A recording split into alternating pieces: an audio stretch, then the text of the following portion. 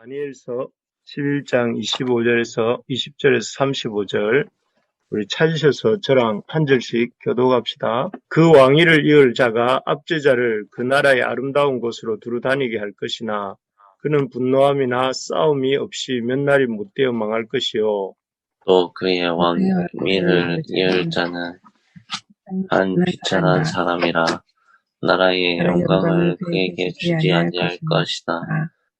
그가 평안한 때를 타서 속임수로 그 나라를 얻을 것이며 넘치는 물 같은 군대가 그에게 넘침으로 말미암아 패할 것이요. 동맹한 왕도 그렇게 될 것이며 그와 약조한 후에 그는 거짓을 행하여 올라올 것이요 소수의 백성을 가지고 세력을 얻을 것이며 그가 평안할 때에 그 지방의 가장 기름진 곳에 들어와서 그의 조상들과 조상들의 조상이 행하지 못한 것을 행할 것이요. 그는 노략하고 탈취한 재물을 무리에게 흩어주며 계략을 세워 얼마 동안 산성들을 칠 것인데 때가 이르기까지 그리하리라. 그가 그의 힘을 떨치며 용기를 다하여 큰 군대를 거느리고 남방 왕을 칠 것이요 남방 왕도 힘이 크고 강한 군대를 거느리고 맞아 싸울 것이나 능히 당하지 못하리니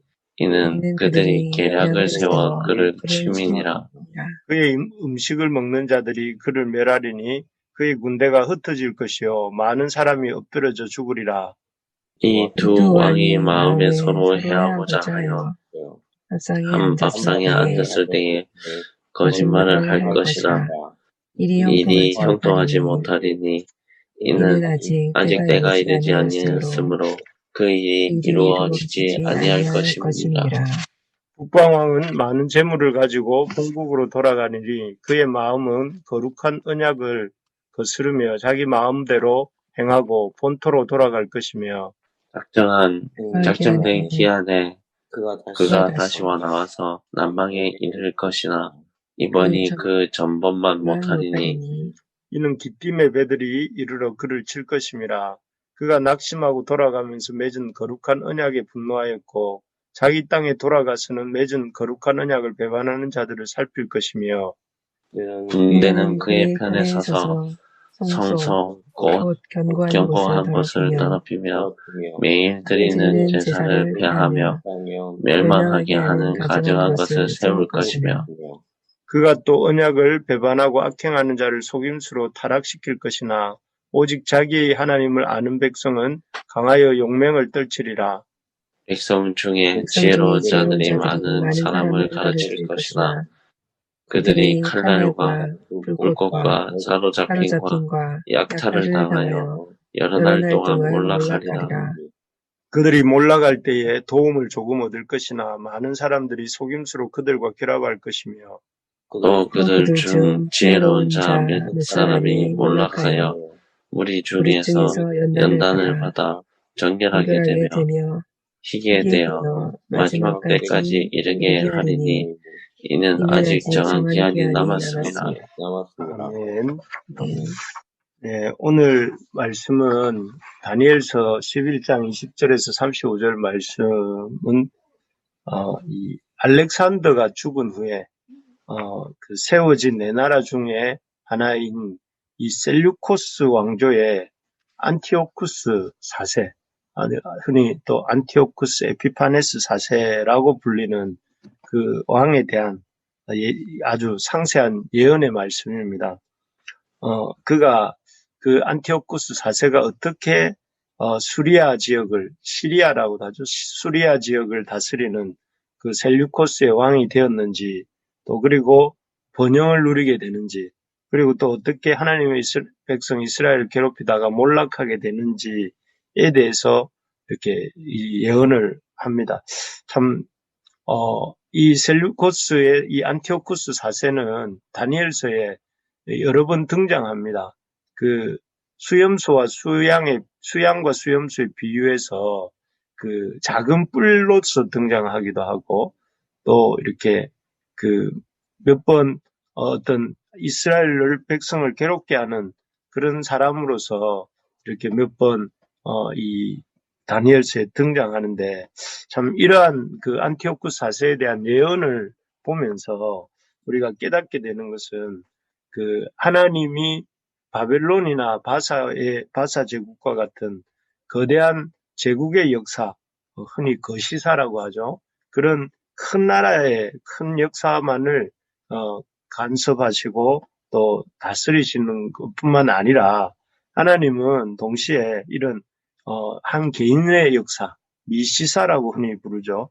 그 작은 사람들의 우리 인생의 역사도 다스리시는 분이다 하는 것을 이렇게 볼 수가 있습니다.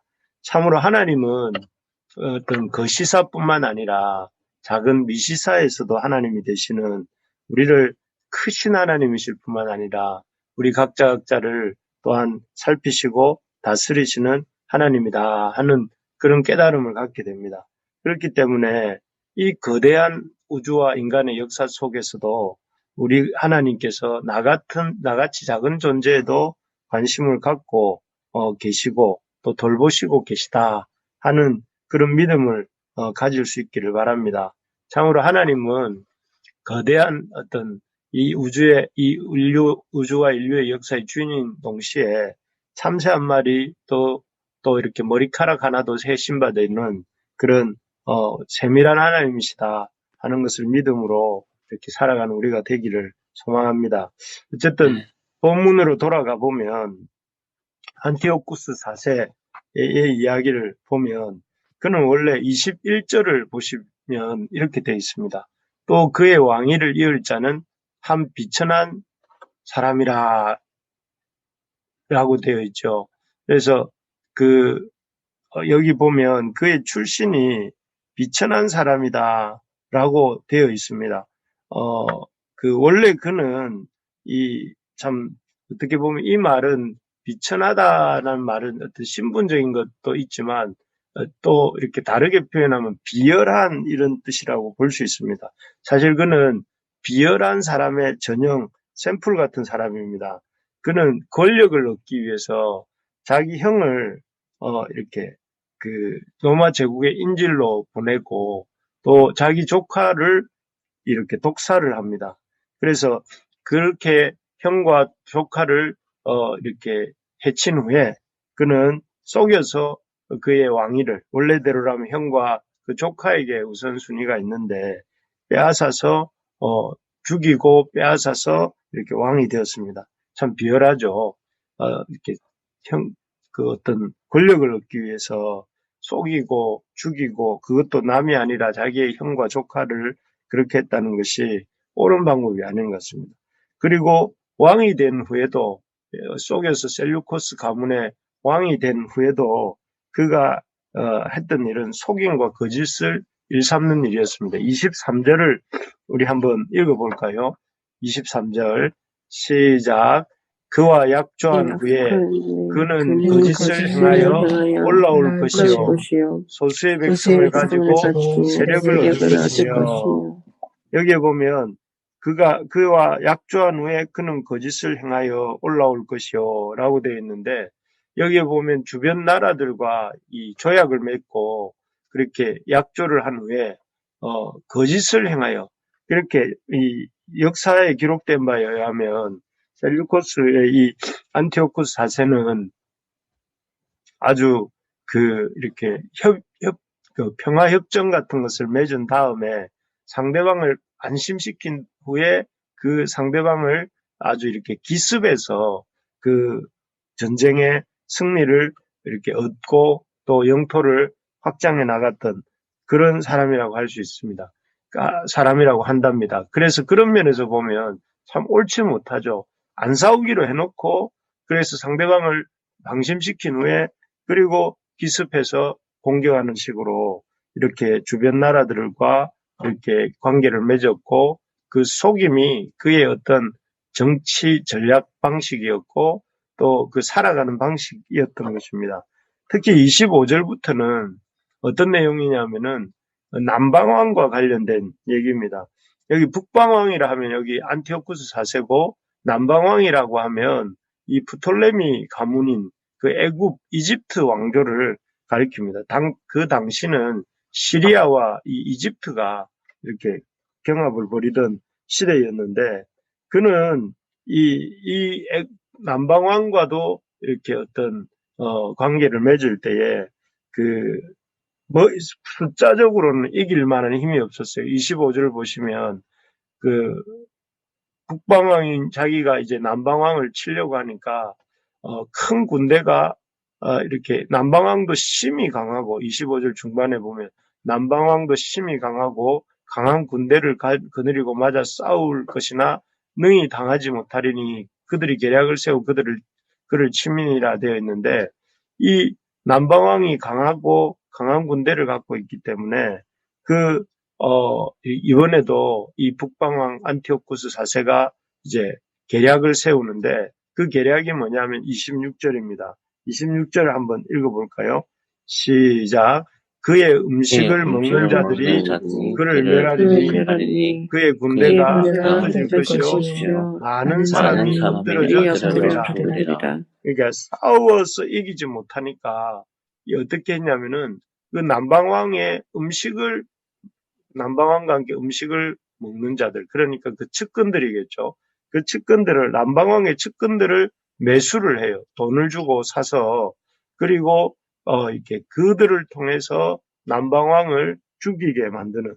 그래서 이 남방왕들을 통해서, 그 측근을 통해서 남방왕을 죽게 만드는 방법으로 이렇게 싸워서, 정정당당하게 싸워가지고 이렇게 승리하는 것이 아니라 아주 이렇게 얍삽하게 어떻게 보면 참 좀 비열한 방법들로 이렇게 전쟁에 또 이긴 것이죠. 그래서 거기 보면 27절에 보면 이 두 왕이 마음에 서로 해하고자 한 밥상에 앉았을 때 거짓말을 할 것이라 거짓말을 해서 그 왕들을 남방왕을 이렇게 죽게 하는 것입니다. 참 근데 뭐 사실 이렇게 살아가는 사람들이 많지 않습니까? 사람들을 속이고 또 속여서 상대방을 넘어뜨린 후에 짓밟고 이렇게 하는 것이 인간 세상의 어떤 살아가는 방식들인 것 같아요. 그런데 그의 대표적인 어떻게 보면 그 라이프 스타일을 가졌던 사람이 안티오쿠스 4세라고 할 수 있죠. 그래서 그렇게 남방왕을 해치고 이제 그 스스로 아주 남방왕과 싸워서 이겼다고 생각을 했는데 27절에 보면 어떻게 됐느냐면은 그 일이 남방왕을 해치고 이제 측근을 사용해서 이제 그 전쟁에 거의 이겼다고 생각했는데 하나님이 간섭하셔서 27절 후반부에 보면 아직 때가 이르지 아니하였으므로 그 일이 이루어지지 아니할 것임이라. 하나님의 때가 아직 이루어지지 않아서 결국은 결국 성공하기 한 9분응선에서 이렇게 성공을 못했던 것 같습니다. 그리고 결국 그는 빈손으로 28절에 보면 북방왕이 많은 재물을 가지고 이렇게 돌아가게 되는데 재물만을 가지고 돌아가게 되는데 1차 때는 이렇게 승리하고 돌아가긴 하는데 그 재물을 가지고 가는데 결국 가는 길에 그가 한 일이 뭐냐면은 31절에 나옵니다. 31절에 보면 성소를 더럽힌 얘기가 나옵니다. 돌아가는 길에 애국에서 시리아로 돌아가는 길목에 있는 곳이 어디냐면은 바로 이스라엘 백성들이 사는 예루살렘이 있고 그 도성들이 있죠. 그러니까 이곳을 지나가다가 이렇게 애국과의 전쟁을 하고 돌아가는 길에 성소를 더럽히고 또 성소에 여기 31절 우리 한번 또 읽어볼까요? 31절입니다. 시작. 군대는 그의 편에 서서 성소 곧 경광 곳을 더럽히며 매일 드리는 제사를 폐하며 멸망하게 하는 가증한 것을 세울 것이며. 여기에 보니까 성소를 더럽히고 또 매일 드리는 제사를 폐하고 그리고 멸망하게 하는 가증한 것을 세울 것이며, 그래서 헬라화 정책을 쓴 것을 일컫는 거라고 해요. 그러니까 이제 제우스 신상을 성소에다가 세우고 또 성소에서 드려지던 그 제사를 이렇게 짐승의 그 어떤 양과 소의 제물이 아니라 돼지로 이렇게 돼지 피를 흘려서 제사를 드리게 하고 심지어 이제 안식일이나 할례를 폐지하고 하면서 온갖 악을 행하게 되죠. 그래서 32절에 보면 그가 언약을 배반하고 악행하는 자를 속임수로 타락시킬 것이나 이렇게 쭉 나옵니다. 악행과 성소 더럽히는 일을 행하죠. 그래서 참 자기 말을 안 듣는 이스라엘 백성들은 목을 베거나 교수형을 시키고 또 아주 이렇게 이스라엘 역사상에 전례가 없는 무자비하게 이렇게 그 전무후무한 그런 폭력을 행사했던 왕이 이 안티오쿠스 4세였습니다. 쭉 이렇게 길게 안티오쿠스 왕이 어떻게 왕이 되었는지, 그가 어떻게 주변 나라들을 또 이렇게 정복하고 확장해 나갔는지, 그리고 또 그가 하나님의 사람들은 어떻게 대했는지, 이런 것들을 쭉 악한 행적들을 이 11장이 설명하면서 그의 모습을 통해서 참 이 세상에는 참으로 수단과 방법을 가리지 않는 악한 세력들, 악한 사람들이 있다 하는 것을, 자신의 성공과 자신의 어떤 만족을 위해서는 수단과 방법을 가리지 않고 또 이렇게 살아가는 그런 사람들, 그런 세력들이, 악한 사람들과 세력들이 있다는 것을 우리가 보게 됩니다. 그들의 관심은 오직 그들의 관심은 이 자기 욕심을 채우는 것이고, 안티오쿠스 4세가 보여주는 것처럼 이를 위해서는 어떠한 악도, 어떤 비열한 행동도 서슴지 않는다 하는 것을 우리가 이렇게 볼 수가 있습니다.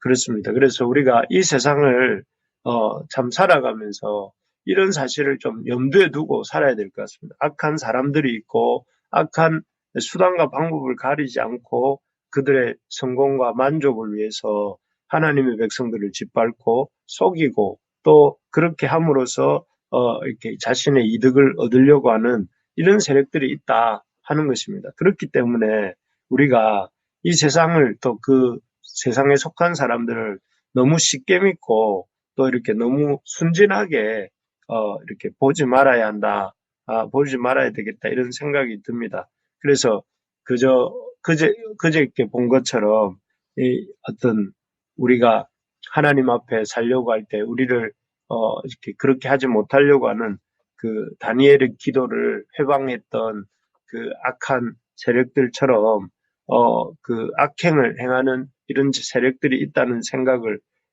그것을 이렇게 염두에 두면서 예수님이 말씀하신 것처럼 뱀같이 지혜롭고 비둘기처럼 순결한 그런 지혜와 분별력을 가질 수 있어야 되겠다 하는 것을 생각하게 됩니다. 그래서 여러분, 우리가 참 열심히 살고 또 믿음 신실하게 살아야 되겠고, 하지만 동시에 지혜롭게 살아야 된다. 그러기 위해서는 좀 세상이 돌아가는 그 원리에 대해서도 좀 잘 알고, 또 그 세상 속에서도 어떻게 하면 이렇게 참 분별력을 가질 것인가, 이런 고민을 해야 되겠는데, 그런 어떤 분별력을 갖고 사는 길이 무엇인가 하면은 34절, 35절에 보면 안티오쿠스 4세 시대에도 이렇게 분별력을 갖고 살았던 하나님의 백성들 이야기가 나옵니다. 우리 34절, 35절도 한번 같이 읽어봅시다. 34절, 35절입니다. 시작. 그들이 몰락할 때에 도움을 조금 얻을 것이며 많은 사람들이 속임수로 속임수로 그가 쾌락할 쾌락할 것이며 것이며 또 그들 중에 지혜로운 자 몇 사람이 사람이 몰락하여 무리 중에서 무리 연단을 중에서 받아 연단을 정결하게 받아 되며 정결하게 되며 이게 되어 마지막 마지막 때까지 이르게 하리니 하리니 이는 아직 이는 정한 아직 기한이 정한 남았습니다. 여기에 보면 34절에 보면 어떤 사람들이 그 안티오쿠스 4세에게 도움을 얻기 위해서 그들과 결합했다 하는 얘기가 나옵니다.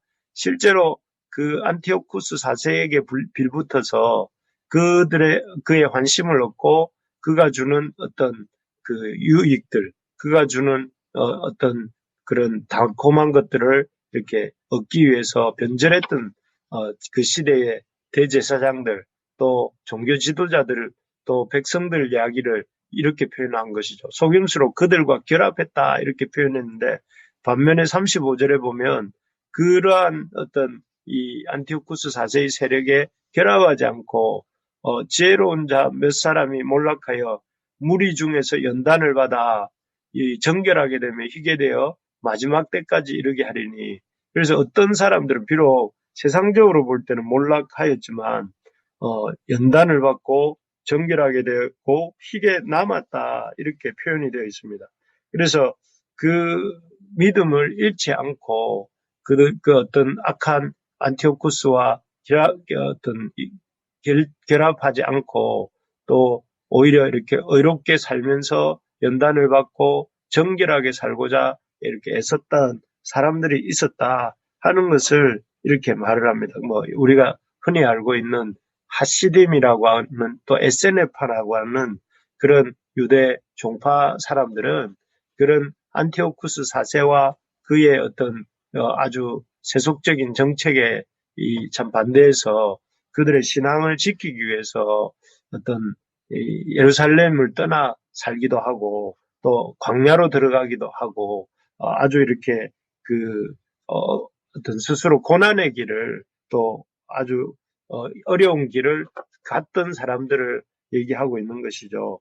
그래서 어떻게 보면 이 세상에 살면서 그런 세상에 악이 있다는 것을 알고 그 악과 이렇게 어떤 악을 분별하면서 자신을 정결하게 하기 위하여 그 힘든 길을 선택했던 사람들을 보여주고 있는데 바로 이것이 분별력 있는 삶의 한 모습이다 하는 것입니다. 그래서 우리 오늘 아침에 찬양했던 것처럼 어떤 환난과 핍박 중에도 성도들은 신앙을 지켰다 이런 말을 하는 것, 그 찬양 가사가 우리에게 보여주는 것처럼 어렵고 힘이 들지만 믿음을 지키는 그래서 믿음 안에서 믿음의 길을 걸어가는 그런 어떤 믿음의 사람들이 되는 것이 분별력 있는 삶이다 하는 것입니다. 우리가 우리 자신의 모습을 볼 때에 단기적으로 볼 때는 때로는 믿음의 길을 걷는 것이 참 어리석고 또 참 잘 못 사는 길인 것처럼 느껴질 때가 있습니다. 그러나 영적으로 볼 때에 또 장기적인 안목 속에서 하나님의 역사의 관점에서 볼 때에 그런 세상의 악한 세력과 악한 방법과 타협하지 않는 것이 오히려 지혜롭게 사는 길이고 또 하나님의 그 참 백성으로 이렇게 우리가 바르게 살아가는 것입니다. 그래서 여러분 꼭 기억해야 될 것이 해가 뜨면 아침 안개가 사라지는 것처럼 또 꽃이 피면 시간이 얼마 지나지 않아서 시드는 것처럼 우리 인생이라는 것이 잠깐이다 하는 것을 깨닫는 것이 분별력의 기초인 것을 우리가 붙잡을 수 있기를 바랍니다. 여러분 시간이 금방 갈 것입니다. 지금 우리가 보내고 있는 이 시간들 금세 가고 또 우리 주님 앞에 참 서게 될 것인데 그때에 부끄럽지 않도록 이 세상의 어떤 악한 세력들을 참 분별하고 그 악한 세력들이 결합하지 않고 믿음과 믿음의 참 본질을 지키면서 우리가 하나님 나라의 백성으로 이 땅에서 하나님의 나라를 이루어가며 장차 임하게 될 온전하게 완전하게 이 땅에 임하게 될 그 하나님 나라를 세워가면서 하나님 나라 밖에 있는 이들에게 그 영원한 생명의 그 자리로 초대를 하면서 우리가 믿음으로 살아가는 우리 부르심의 가족들 되기를 축복합니다.